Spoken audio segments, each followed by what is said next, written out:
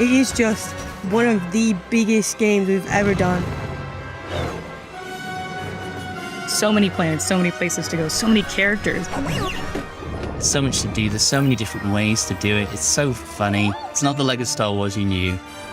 We said, right, let's give the fans everything Star Wars, we're going to give them the galaxy.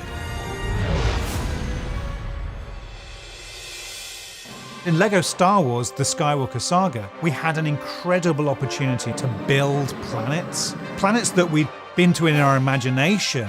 Planets that we'd loved as fans of these stories across 9 movies. One of the big things we wanted to focus on when we started this game was freedom. We wanted to blur the lines between levels and open world exploration as much as possible in this game so that it felt like one big cohesive galaxy. The game itself is obviously episodic. As players play through those, they will unlock these wonderful planets that they'll get to explore. You can go from Tatooine to Coruscant, you can go to Bespin, you can go to Ajan Kloss, you can go to Ahch-To. The planets are where this game really comes to life. The sheer scale of this is off the chart. Being able to traverse the entire galaxy, going from all the planets that you would recognise from the films. We've just really tried to delve into making each planet feel like alive and unique to what it was in the film. We started by going through every planet, discussing colours and texture details. Each planet and location has got so much original, authentic Star Wars detail. We got new systems that gave us a lot more finite control. How the planets look, how the levels look, how the ships look, it all looks so good.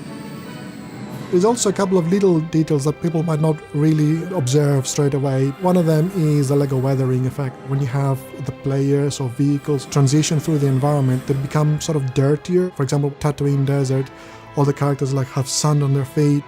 It was really satisfying when you actually can play the game, whichever character you choose. We wanted to make sure that all the little crevices and all of the places like snow, mud, sand, all these elements would start to increase. You really do feel part of that world. It's just fantastic. Away! Get out of here! I find it impossible to pick a favourite planet. I mean, there's so many great ones to choose from. Cloud City in Bespin is a great one because it's such an auditory experience. You got all the ships flying past you and you got all the people walking around. The first time I landed on Naboo, you come through a clearing of trees and you just see the lake and you have the sun and the clouds in front of you and the sun's reflecting off that. It's absolutely beautiful. My favourite planet is Endor. I was just the right age to get excited about Return of the Jedi. I loved the Ewoks. Just go to all of them.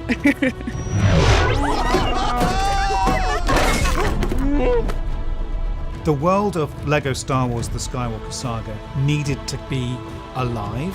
So we built a galaxy with space missions, with side quests, with all kinds of secret challenges wherever you go. My favourite mission is on Tatooine, and it's being able to feed the Sarlacc pit, going around and collecting things to feed, so it's just a joy.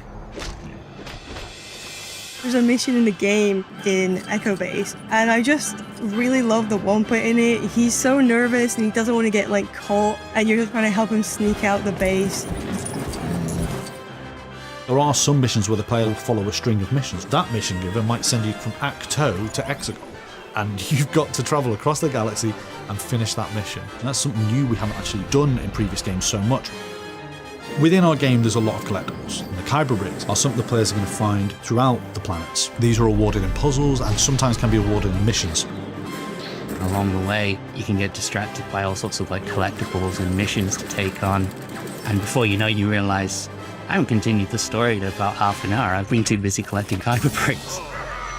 Completing missions and other events are how you unlock your favorite ships to fly around and your favorite characters.